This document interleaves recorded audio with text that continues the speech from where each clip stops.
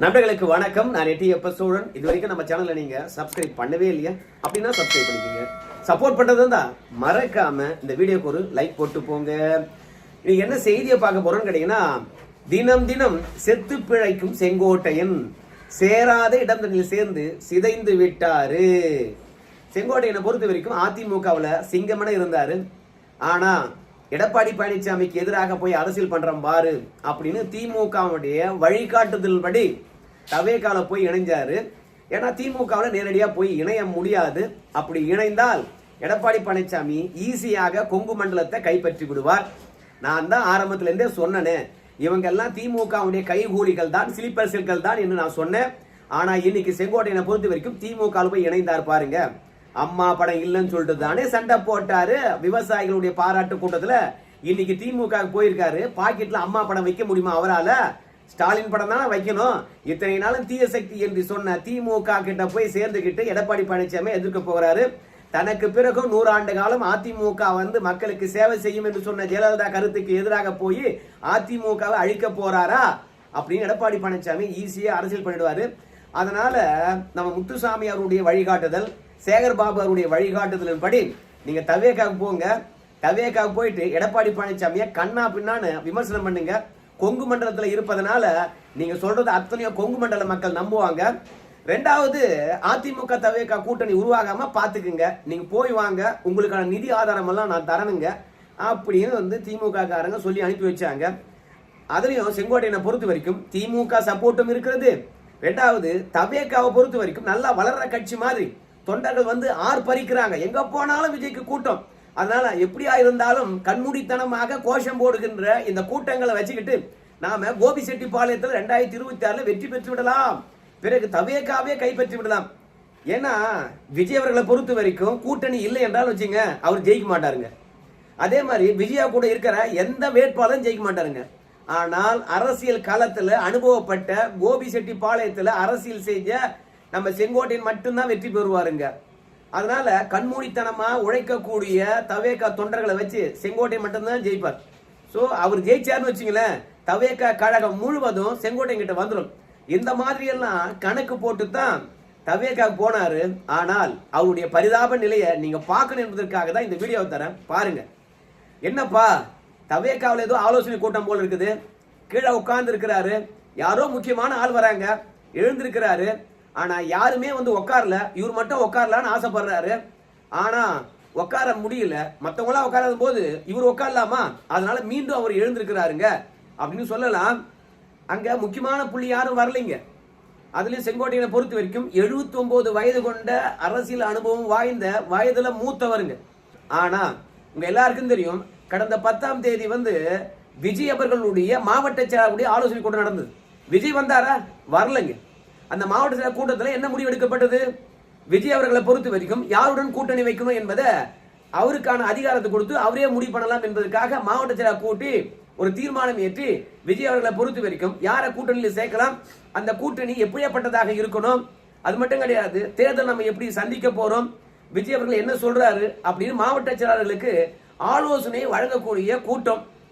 அந்த கூட்டத்தில் தீர்மானம் இயற்றப்பட்டது, விஜய் அவருடைய தலைமையை ஏற்றுக்கொண்டு எந்த கட்சி வந்தாலும் நாங்க கூட்டணியில சேர்ந்துக்குவோம். அது அதிமுக இருக்கலாம், இல்ல மற்ற கட்சிகளா கூட இருக்கலாம். ஆனா பாஜக மற்றும் திமுக தவிர்த்து மற்ற கட்சிகள் விஜயுடன் வரலாம் அப்படின்னு தீர்மானம் ஏற்றுகின்றார்கள். ஆனா அந்த ஆலோசனை கூட்டத்துக்கு விஜய் வரவே இல்லைங்க. எல்லாரும் எதிர்பார்த்தாங்க, வருவாங்க என்று பார்த்தாங்க, ஆனா வரல. ஆனா அந்த இடத்துல தான் நம்ம செங்கோட்டையன் அவர்களை தவேகாக்காரங்க எப்படி நடத்துறாங்க என்ற விஷயமானது நல்லா தெரிஞ்சு போச்சு. வலி நிறைந்த ஒரு வாழ்க்கை தான் செங்கோட்டையனுக்கு. ஆனா வெளியே சொல்ல முடியுமா? சொல்ல முடியாது. இப்பெல்லாம் வெளியே என்ன சொல்றாருன்னு கேட்டீங்கன்னா, நான் இஷ்டப்பட்டு தவேகாவில சேர்ந்த, நான் கஷ்டப்பட்டு உழைக்க போறேன் அப்படிங்கிறார். ஏன் நீ கஷ்டப்பட்டு உழைக்க போற? அதிமுகவில் இருந்தா நீ ஜாம் ஜாம் இருந்துக்கலாமே. அனுபவசாலிகள் இருந்திருக்காங்க, அதிக தொண்டர்கள் இருக்கிறாங்க, நிர்வாகி இருக்கிறாங்க. மீண்டும் கோபிசெட்டிப்பாளையத்தில் ஈஸியா வெற்றி பெற்று போயிருக்கலாமே. உனக்கு ஆசை எம்எல்ஏ ஆகணும்ட்டு, உனக்கு ஆசை அமைச்சர் ஆகணும்ட்டு அதிமுக இருந்தாவே நிறைவேறி இருக்குமே. இப்ப தவேகாவில் எவன் எம்எல்ஏ ஆக போறான்? இல்ல தவேகாவில் பாத்தீங்கன்னா எத்தனை எம்எல்ஏ கேண்டிடேட் இருக்கிறான்? கண்டுபிடிக்க முடியுமா? இல்ல அங்க போனைய அனுபவசாலியாச்சு உன்னை மேடை மேல ஏத்தி மாவட்ட செயலருடைய ஆலோசனை கூட்டம் தானே உன்னை பேச வச்சாங்களா? இல்ல புஷி ஆனந்துக்கு என்ன தெரியும்? ஆதவாஜன் அவர்களுக்கு என்ன தெரியும்? இல்ல மற்ற நிர்மல் குமாரா இருக்கலாம், இவங்களுக்குலாம் என்ன தெரியும்? அவங்க ஆலோசனை வழங்க நீ கீழே உட்காந்தீங்கன்னு அதை கேட்டியாக்கும். இது தேவையா? இந்த மாதிரி அவமானம் வந்து பாத்தீங்கன்னா அதிமுக வந்து ஒருத்தர் போறா தெரியுமா, அவருக்கு ஏற்படக்கூடாது. அது என் கட்சியா, எவ்வளவு அவமானங்கள் இருந்தாலும் தாங்கிக்குவையா அப்படின்னு செங்கோட்டையன் சொல்லலாம். அதிமுக இதை விட அவமானம் இல்லாம கெத்தா தானே இருந்த. எதற்காக விலக்கினவங்களை போய், அதாவது அதிமுகவில் விலக்கி வைத்தவங்களை போய் மீண்டும் சேர்க்கிறேன் என்று சொல்லிவிட்டு மல்லு கட்டினேன். இப்போ செங்கோட்டையன் வந்து பாத்தீங்கன்னா 5 பேர் வந்தாங்க, மொத்தம் 6 பேர் போய் எடப்பாடி பழனிசாமி சந்திச்சாங்க. பிரிந்து சென்றவர்களே சேர்க்கணும்னு சொல்லிட்டு சொன்னாங்க. எடப்பாடி பழனிசாமியை பொறுத்த வரைக்கும் அவங்களை சேர்த்தா என்ன பிரச்சனை வரும் என்ற விஷயத்தை எடுத்து சொன்னாரு. ஏன்னா எடப்பாடி பழனிசாமி அவங்களுடன் அரசியல் செஞ்சிருக்காரு, அவங்க கூட இருந்து எப்படி குடைச்சல் கொடுத்துருக்காங்கன்னு சொல்லிட்டு எடப்பாடி பழனிசாமி நல்லாவே தெரியும். ஆனா செங்கோட்டையனை பொறுத்த வரைக்கும் இவங்களை எல்லாம் எட்டு இருந்து பார்த்திருக்கிறார், கிட்ட இருந்து பார்க்கல. முதலமைச்சர் ஆக்கி விட்டு நம்ம சசிகலாவும் டிடிவி தினகரனும் கொடுத்த குடைச்சல் வந்து எடப்பாடிக்கு தெரியும். ஆனா ஒரு அமைச்சரா இருந்து டிடிவி தினகரனும் சசிகலா அவர்களும் குடைச்சல் வந்து பாத்தீங்கன்னா செங்கோட்டையனுக்கு தெரியாது. அதனால அனுபவசாலியான நம்ம எடப்பாடி பழனிசாமி அவங்க எல்லாம் வேணாம், நிறைய அனுபவிச்சிட்டேன் அப்படிங்கிறார். பன்னீர்செல்வத்துடன் வந்து பாத்தீங்கன்னா 4.5 வருஷம் குப்பை கொட்டி இருக்கிறார். தேர்தல் முடிந்த பிறகு ஒரு 6 மாசம் குப்பை கொட்டி இருக்கிறார். இப்படி நம்முடைய பன்னீர்செல்வத்தினுடைய இரட்டை நிலைப்பாடும் துரோக மனப்பான்மையும் அதிமுக சம்பந்தம் இல்லாத விரோதியுடன் வந்து நெருக்கம் காட்டுகின்ற அவருடைய செயல்பாடுகளை பலமுறை கண்டித்து பார்த்தோம். அவர் திருத்திக் கொள்ளல, ஏகப்பட்டவை சம்பாதிச்சு வச்சுக்கிறாரு. அவரு தன்னை காப்பாற்றி கொள்ள வேண்டும் திமுக நெருக்கமா இருக்கிறாரு. இது தேர்தல் நேரத்தில் நமக்கு ரிவேஸ் ஆகும் சொன்னாலே கேட்க மாட்டாரு. இப்படி விலக்கி வைத்தவங்களுடைய செயல்பாடுகள் எடப்பாடி பழனிசாமி தெரியும். ஆனா செங்கோட்டையனுக்கு தெரியுமா? ஆனா செங்கோட்டையன் கூட வந்தவங்க எல்லாம் வந்து பாத்தீங்கன்னா எடப்பாடி சொல்ல தெரிஞ்சுக்கிட்டாங்க. அவங்க எல்லாம் எடப்பாடி எடுத்த முடிவு சரின்னு சொல்லிட்டு போயிட்டாங்க. ஆனா செங்கோட்டையனை பொறுத்த வரைக்கும் நம்ம டிடிவி தினகரன், பன்னீர்செல்வம், சசிகலா மற்றும் அதிமுகவை ஒன்றிணைக்க வேண்டும் என்று பேசுகின்ற அள்ளக்கைகள் அவங்க எல்லாம் செங்கோட்டையனுக்கு வந்து பாத்தீங்கன்னா ஒரு புதிய அடையாளத்தை கொடுக்குறாங்க. ஜெயலலிதா அவர்கள் உயிரோடு இருக்கிற வரைக்கும் செங்கோட்டையனை பற்றி இவங்க பேசுறதே கிடையாது. அதாவது செங்கோட்டையனை பொறுத்த வரைக்கும் எம்ஜிஆர் காலத்து அரசியல் தலைவர். ஏதோ ஒரு தனிப்பட்ட காரணங்களுக்காக செங்கோட்டையனுடைய அமைச்சர் பதவியை புடுங்குனீங்க. மீண்டும் 2016 செங்கோட்டையன் வெற்றி பெறுகின்றார். அந்த அமைச்சர் பதவியை இந்த ஜெயலலிதா கொடுத்துருக்கலாமா இல்லையா? செங்கோட்டையன் எப்பேற்பட்ட அனுபவசாலி. 2011 அதுக்கு முன்பெல்லாம் வந்து ஜெயலலிதா அவர்களுக்கே தேர்தல் வியூகம் வகுத்தவர். ஒரு தனிப்பட்ட வாழ்க்கைக்காக நல்லா செயல்பட்ட செங்கோட்டையுடைய அமைச்சர் பதவியை பிடுங்கலாமா அப்படின்னு ஜெயலலிதா இருக்கும் போது எவனாவது ஒருத்த அதிமுக நலம் விரும்பி என்று சொல்றவன் செங்கோட்டையனுக்கு அமைச்சர் பதவி கொடுக்கணும்னு சொல்லிட்டு பேசினானா? பேசவே இல்லை. ஆனா எடப்பாடி பழனிசாமி எங்கடா துருத்துறக்கு போறான், யாரெல்லாம் கட்சிக்கு துரோகம் பண்றாங்களோ அவங்களாம் கரெக்டா கைச்சு கட்டின்னு வர்றாரு. ஆனா யாரையாவது ஒருத்தர் இப்ப உருவாக்குனாதான் 2026 தேர்தலில் திமுகவை ஜெயிக்க வச்சு அதிமுக மட்டம் தட்ட முடியும். ஒரு காலத்துல சசிகலா, டிடிவி தினகரன் இவங்களை வச்சு கதை ஓட்டினாங்க. அப்ப 2021 தேர்தலில் எடுபட்டது, அதிமுக தோற்றுது. பிறகு 2024 பன்னீர்செல்வம் சொன்னாங்க. அந்த பன்னீர்செல்வத்தினால 2024 நாடாளுமன்ற தேர்தலில் திமுக வெற்றி பெற்று விட்டது. இப்ப 2026 வருது. அப்ப யாரை வச்சு ஓட்டுறது? பழைய படங்களை ஓட்டினா செல்லுபடியாகாது, அவ்வளவு ஈர்ப்பு இருக்காது. புதுசா யாரையாவது வச்சு ஓட்டணும். அவன் நம்ம எடப்பாடி பழனிசாமிக்கு நெருக்கமான ஆளா இருக்கணும், அவருடைய சமூகத்தை சார்ந்தவனா இருக்கணும், அவருடைய மண்டலத்தை சார்ந்தவனா இருக்கணும். அப்ப பாடுறா அப்படின்னு சொல்லிட்டு செங்கோட்டையன் வந்து பாத்தீங்கன்னா கூர்த்துட்டாங்க. செங்கோட்டை யார் தெரியுமா, எப்பேற்பட்டவன் தெரியுமா? அவர்தான் எடப்பாடி பழனிசாமி கிட்ட போய் சொல்லுகின்ற போது எடப்பாடி பழனிசாமி ஆணவம் பத்தியா, யாரையும் சேர்க்க மாட்டேன்னு சொல்ற பத்தியா அப்படின்னு செங்கோட்டையனுக்கு இல்லாத தகுதிய இந்த திமுகவுக்காக வாயை வித்து பிழைக்கக்கூடியவங்க, அதிமுக நலம் விரும்பிகள் என்று சொல்றவங்க செங்கோட்டையனை உயர்வா பேச சொல்ல நம்ம செங்கோட்டையனுக்கு கொம்பு மலிச்சு போச்சு. ஆஹா, நாம இப்பேற்பட்ட ஆளா, நம்ம எம்ஜிஆர் காலத்து அரசியல்வாதியா அப்படின்னு என்ன தோன்றிட்டார். அதனால எடப்பாடி பழனிசாமி கிட்ட இவரு சமரசம் பண்ணி கொள்ள தயாரா கிடையாது. நீ சொன்னா நான் கேட்கணுமா அப்படின்னு ஆரம்பிச்சாச்சு. ரெண்டாவது சசிகலா வேற முதலமைச்சர் வேட்பாளராக இவரை தான் முதல்ல தேர்ந்தெடுத்தாங்களாம். அந்த ஒரு அடையாளம் இருக்குது. நான் தான் விட்டு கொடுத்தேன் என்ற ஒரு மனப்பான்மை எப்போதும் இருக்குது. எப்பவுமே டிடிவி தினகரனுக்கு ஒரு எண்ணம் இருக்கும், பண்ணையார் போன்று நாங்க தான் எடப்பாடி பழனிசாமியை தேர்ந்தெடுத்தோம் அப்படின்னு சொல்லிவிட்டு நாங்க மட்டும் முதலமைச்சர் பதவி கொடுக்கல வச்சுக்கலாம், எடப்பாடி பழனிசாமி யாருன்னு தெரியாது அப்படின்னு வந்து பண்ணையாறு மனப்பான்மையுடன் வந்து பாத்தீங்கன்னா அலப்பறை பண்ணிட்டு இருப்பாரு. அதிமுக எங்களுடைய செல்வாக்கு எப்படி இருந்தது தெரியுமா அப்படின்னு கெத்து காட்டுவாரு. ஆனால் உழைக்கிறவனுக்கு தான் பதவி வந்து சேரும். அது யார் மூலம் வேண்டுமானாலும் வந்து சேரும். அப்படிதான் எடப்பாடி பழனிசாமிக்கு சசிகலா டிடிவி தினகரன் மூலமாக முதலமைச்சர் பதவி வந்து சேர்ந்தது. எம்ஜிஆர் தெரியுமா? எம்ஜிஆர் அவர் கூட கலைஞரை வந்து பாத்தீங்கன்னா முதலமைச்சர் ஆகினார். ஆனா எந்த இடத்திலும் நான் தான் கலைஞரை முதலமைச்சர் ஆக்கினேன் அப்படின்னு சொல்லல. ஆனா கலைஞரே சொன்னார், நான் யாரால முதலமைச்சர் ஆனேன்னு சொல்லிட்டு கவிதை பாடி இருக்கின்றார். இப்படி வந்து பாத்தீங்கன்னா ஒவ்வொருத்தரும் தான் செஞ்ச உதவியை பெருசு பண்ணாம அவங்கவுங்க வளர்ந்துகிட்டு இருந்தாங்க. ஆனா செங்கோட்டையனை பொறுத்த வரைக்கும் நான் எப்பேற்பட்ட ஆள் என்று கற்பனை பண்ணாரு. பிறகு திமுக கூர்த்திட்டுச்சு. அதுக்கப்புறம் தவைக்கல வந்து சேர்ந்தாரா? இப்ப மரியாதை இல்லையா? அது மட்டும் கிடையாது, விஜயபுரத்துல வந்து ஒரு திறந்த வெளி மாநாடு மாதிரியான ஒரு பொதுக்கூட்டம் போடுறாரு. அதுல அதிமுக இருக்கிறவங்க நிறைய பேர் வந்து இணைய போறாங்களாம். குறிப்பா வைத்திலிங்க அவர்களை பொறுத்த வரைக்கும் தவைக்கல போய் இணைய போறதா ஒரு செய்தி தெரியுது. மற்றபடி அதிமுக இருந்து யாரு போவாங்கன்னு தெரியல. கண்டிப்பா யாருக்காவது ஒருத்தருக்கு ஏடிஎம்க்கு துண்டை போட்டு அதிமுகவுல ஒதுக்கி வைத்தவங்க எத்தனையோ பேர் இருப்பாங்க இல்லையா? எதிர்கட்சியா இருக்கின்ற பொழுது நமக்கு வாய்ப்பு கிடைக்குமா 2026 அப்படின்னு ஏங்கி இருக்கிறவங்களுக்கு வாயா நான் பாத்துக்கிறேன் அப்படின்னு பணம் கொடுத்து கெத்து காட்டுறதுக்காக பொதுக்கூட்டத்துல அதிமுக இருந்து வந்தாங்கன்னு சொல்லிவிட்டு ஒரு 1000 பேரையாவது கணக்கு காட்டுவார்னு வச்சுங்களேன். அது தனிப்பட்ட விஷயம். இப்படி விஜய் அவர்களை வரவேற்பதற்காக பொதுக்கூட்டத்துக்காக அனுமதி பெறுவதற்காக எனக்கு தெரிந்து இந்த வீடியோவை நான் 12ஆம் தேதி எடுக்கிறேன். அந்த 12ஆம் தேதி வரைக்கும் அல்லோல கொல்லோல படுறாரு. ஆனா புஷி ஆனந்தா இருக்கலாம், ஆதவாச்சனா இருக்கலாம், நிர்மல்குமார் அவர்களா இருக்கலாம். என்னையா வயதான மனுஷன் வந்து பாத்தீங்கன்னா இந்த விஜயபுரம் என்ற ஒரு இடம் எங்க இருக்குன்னு கேட்டீங்கன்னா ஈரோட்ல இருந்து சேலம் போகின்ற பைபாஸ் சாலையில் இருக்குது. சோ அந்த இடத்துல அந்த இடம் கொடுக்க மாட்டாங்க. இதே மாதிரி விஜய் அவர்களை பொறுத்த வரைக்கும் பல இடங்களுக்கு வந்து பாத்தீங்கன்னா ரோட் ஷோ போயிருக்காரு, பேசுற இடங்களுக்கு போயிருக்காரு. அங்கெல்லாம் இந்த ஆதவர்ஜினா, இந்த புஷி ஆனந்த், இந்த நிர்மல்குமார் எல்லாம் போயிட்டு இட பிரச்சனை ஏற்பட்டு போச்சாப்பா, வாங்கப்பா பேசலாம் அப்படின்னு சொல்லிவிட்டு அந்த நிர்வாகி கிட்ட வந்து ஒன்று சேர்ந்து கொண்டு அந்த இடத்தை வந்து காவல்துறையிட்ட பேசி அனுமதி வாங்குவாங்க. ஆனா செங்கோட்டையில தனித்து விட்டாங்க. முதல்ல டிசம்பர் 14ஆம் தேதி வர மாதிரி இருந்தது, ஆனா வரல. பிறகு வந்து பாத்தீங்கன்னா 16ஆம் தேதி தள்ளி போட்டாங்க. அப்புறம் பார்த்தா 18ஆம் தேதிக்கு இப்ப தள்ளி போட்டு இருப்பதாக ஒரு தகவல்.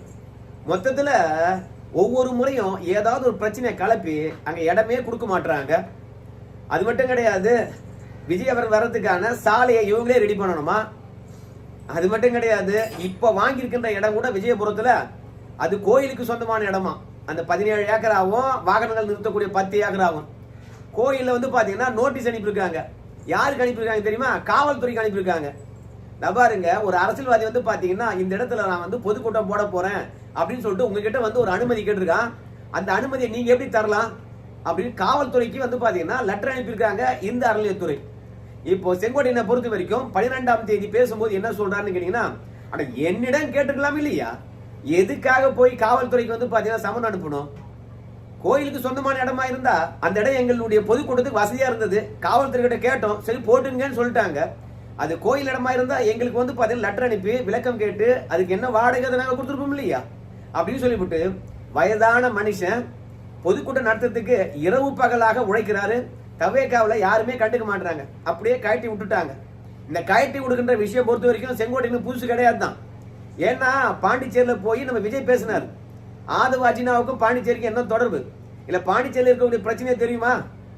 இதே பாண்டிச்சேரியில எம்ஜிஆருடைய கட்சி அதிமுக முதன்முறையாக ஆட்சி பிடிக்கின்ற போது அந்த பாண்டிச்சேரியில போய் உரையாற்றினவரு நம்ம செங்கோட்டையன்.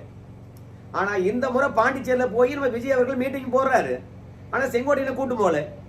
இதுவே எடப்பாடி பழனிசாமியா இருந்தா, இந்த மாதிரி அனுபவம் இல்லாத ஆட்கள் எடப்பாடி பழனிசாமி கிட்ட இருந்து செங்கோட்டையன் மட்டும்தான் அனுபவசாலி என்றால் எடப்பாடி பழனிசாமி விட்டு போயிருப்பாரா? ஒரு விஷயத்த சொல்றேன், அதுக்கப்புறம் இந்த வீடியோ முடிக்கிறேன் பாருங்க. எடப்பாடி பழனிசாமிக்கு செங்கோட்டையனுக்கு வந்து பாத்தீங்கன்னா பிரிந்து சென்றவர்களை சேர்ப்பதுல முரண்பாடு, கொஞ்சம் அரசியல் புரசலாக மோதல் இருக்குது. ஆனாலும் சபாநாயகர் வந்து பாத்தீங்கன்னா நம்பிக்கையில்லா தீர்மானம் கொண்டு வரணும். அந்த நம்பிக்கையில்லா தீர்மானத்துல என்ன பேசணும் என்ற விஷயத்த நம்ம செங்கோட்டையன் அவர்கள் எடப்பாடி பழனிசாமிக்கு எழுதி கொடுக்கின்றார். அப்போ எடப்பாடி பழனிசாமி வந்து பாத்தீங்கன்னா எந்த விதமான மனமாச்சரியமும் இல்லாம செங்கோட்டையன் அவர்களை வாழ்த்தி பேசுறார். சோ இது எதை காட்டுதுன்னு கேட்டீங்கன்னா, எங்க நல்ல விஷயம் இருந்தாலும் அதை ஆதரிக்கக்கூடியவராக அனுசரிக்கக்கூடியவராக எடப்பாடி பழனிசாமி இருக்கின்றார். எவ்வளவு முரண்பாடு இருந்தாலும் சரி, கட்சிக்காக நல்லது செஞ்சா அவனை கூட வச்சுக்கிறவர் தான் எடப்பாடி பழனிசாமி. ஆனா செங்கோட்டையனை பொறுத்த வரைக்கும் தொடர்ச்சியா வந்து நான் பெரிய ஆள் என்ற எண்ணம் இருந்ததுனால தான் அந்த சபாநாயகருடைய நம்பிக்கையில்லா தீர்மானத்துக்கு பிறகு கூட செங்கோட்டையனை ஒதுக்கியே வச்சார். திருந்துவே மாற்றாரு. ஏன்னா பொதுவெளியில் போய் பேட்டி அளிப்பது, எடப்பாடி பழனிசாமி கெடு விதிப்பது, இதெல்லாம் தலைமைக்கு எதிராக செஞ்சா இன்னைக்கு செங்கோட்டையன் செய்யறாரு, நாளைக்கு வேற ஒருத்தன் செய்வான். அப்புறம் கட்சி இருக்குமா? அதனால அவரை நீக்க வேண்டியதாகி போச்சுன்னு வச்சுங்களேன். கட்சி கட்டுப்பாட்டை மீறினான்னு சொல்லிட்டு. ஆனா இப்பேற்பட்ட அனுபவசாலி தவேகாவுக்கு கிடைச்சது பெரிய பாக்கியம். பாண்டிச்சேரிக்கு அழைச்சிட்டு போயிருக்கலாமே. பாண்டிச்சேரியில போய் செங்கோட்டையனை பொறுத்த வரைக்கும் அங்க இருக்கின்ற நிலைமைய அழகா பேசியிருப்பார். ஆனா நம்ம விஜய் அவர்களை பொறுத்த வரைக்கும் பெருசா சொதப்பினார் இல்லையா? ரேஷன் கடை கிடையாது, அரிசி பருப்பு கொடுப்பது கிடையாது, அதே மாதிரி ரயில்வே ப்ராஜெக்ட், அதுக்கப்புறம் சாலை வசதி, பேருந்து வசதி, இப்படி எல்லா விஷயத்தையும் எதுவுமே தெரிந்து கொள்ளாம நிதி ஒதுக்குதலை பொறுத்த வரைக்கும் பாண்டிச்சேரிக்கு ஒரு மாதிரியாகவும் நம்முடைய மாநிலமா இருக்கிற தமிழ்நாட்டுக்கு ஒரு மாதிரியாகவும் இந்திய அரசியல் சட்டத்தில் சொல்லப்படுது. அதுக்கு ஏத்த மாதிரி தான் எல்லாம் செய்யறாங்க. ஆனா அது கூட தெரியாம அங்க பேசி சொதப்பினார். கூடவே செங்கோட்டை இருந்திருந்தான்னா இதெல்லாம் நடந்திருக்குமா? அங்க கூட்டும் போல அந்த அளவுக்கு தான் இவரை கழட்டி விடுறதுக்காக தவேகாவில் இருக்கிறாங்க. விஜய் ஒருவேளை வந்து பாத்தீங்கன்னா செங்கோட்டையனுக்கு ஆதரவா இருக்கலாம். ஆனா விஜயா கூட இருக்கிற அத்தனை நிர்வாகிகளும் செங்கோட்டையனை எப்படா துரத்தி விடலாம் அப்படின்னு காத்துக்கிட்டே இருக்காங்க. அதனால தான் பொதுக்கூட்டத்துக்கு இடம் கிடைக்காம அல்லல் படுகின்ற போது யாருமே வந்து பார்க்க மாட்டாங்க. செங்கோட்டையனை பொறுத்த வரைக்கும் பெருசா காசுலாம் செலவு பண்ண மாட்டாரு அதிமுக இருக்கிற வரைக்கும். ஆனா இன்னைக்கு ஓடி ஓடி செலவு பண்றாரு. ஏன்னா அவருடைய கெத்த காட்டணுமா, விஜய கூட்டணும் வரணுமா, மீட்டிங்ல பேசணுமா. 18ஆம் தேதி என்று தான் நினைக்கிறேன். காலை 11 மணிலிருந்து 1 மணிக்குள்ளாக அந்த மீட்டிங் முடியுமா. ஆனாலும் மதிப்பே இல்லாத இடத்துல போய் இவ்வளவு உழைப்பது சால சிறந்ததா இருக்குமா? ஆனா ஒரு விஷயத்தை மட்டும் சொல்லி முடிக்கிறேன். அதிமுக தவேகா கூட்டணி இந்த தேர்தலே உருவாகுமா? அதற்கான சூழ்நிலை நெருங்கி வருதாம்பா. அது அடுத்த வீடியோவில் நம்ம தெளிவா பேசலாம். இந்த மாதிரி செங்கோட்டையன் இருக்கக்கூடிய மதிப்பு மரியாதைய சேரக்கூடாத இடத்துல சேர்ந்து தன்னைத்தானே கெடுத்துக்கிட்டு இன்னைக்கு பல இடங்கள்ல பேட்டி கொடுத்துக்கிட்டு ஓடி போய் இரவு பகல் என விஜய் அவர்களை வரவேற்கக்கூடிய இல்ல விஜய் வந்து மீட்டிங்ல பேசக்கூடிய இடத்த காவல் காத்து நின்றுட்டு இருக்காரு. மழையா இருந்தாலும் வெயிலா இருந்தாலும் பனியா இருந்தாலும் இரவு 10 மணி வரைக்கும் அங்கே இருந்து அந்த திடலை ரெடி பண்றாரு. ஆனா அதிமுகவில் ஏன்பா எடப்பாடி வராருப்பா அதை ரெடி பண்ணுங்கப்பா அப்படின்னு சொன்னா கட்சிக்காரன் செஞ்சுட்டு போவான். இன்னைக்கு கான்ட்ராக்டுக்காரனுக்கு அந்த இடத்த கொடுத்துருக்கலாம். ஆனா அந்த கான்ட்ராக்டுக்காரங்கிட்ட இருந்து வேலை வாங்குறதுக்கு கூட அனுபவசாலி இல்லாதனால அங்கேயே உட்காந்து வேலை பார்க்கிறார். இதுதான் செங்கோட்டையனுக்கு வந்த பரிதாப நிலை. இப்படி எல்லாம் உழைச்ச பிறகு செங்கோட்டையனுக்கு அந்த கட்சியில என்ன கிடைக்க போகுது? எம்எல்ஏ கிடைக்குமா? அதுதான் அதிகபட்சம். விஜய் அவர்கள் முதலமைச்சர் ஆயிடுவாரா? அவர் அமைச்சர் ஆயிடுவாரா? நம்ம செங்கோட்டையன் என்ன பண்ண போறாரு? இல்ல விஜயை பொறுத்த வரைக்கும் 80 வயசு ஆயிருக்கும். இந்த தேர்தல் முடிக்கிற தருணத்துல கட்சி செங்கோட்டை கிட்ட கொடுத்துட்டு போறாரா? எதுக்காக? இஷ்டப்பட்டு சேர்ந்தா கஷ்டப்பட்டு உழைக்கிறேன்னு சொல்றேன். அதான் சொல்றேங்க, யானை தன் தலையில மண்ணை வாரி போட்டுக்குச்சு. இப்ப செங்கோட்டையில பொறுத்த வரைக்கும் ஒவ்வொரு நாளும் வெளிக்காட்டி கொள்ளாம தினம் செத்து பிழைச்சிட்டு இருக்காரு. இது அவருக்கு நம்ம சொல்ல வேண்டியது கிடையாது, அனுபவசாலி. இருந்தாலும் போக போக அவருடைய பரிதாப நிலையை நம்ம அடுத்தடுத்த வீடியோவில் பார்க்கலாம். இது வரைக்கும் பார்த்தவர்களுக்கு நன்றிங்க.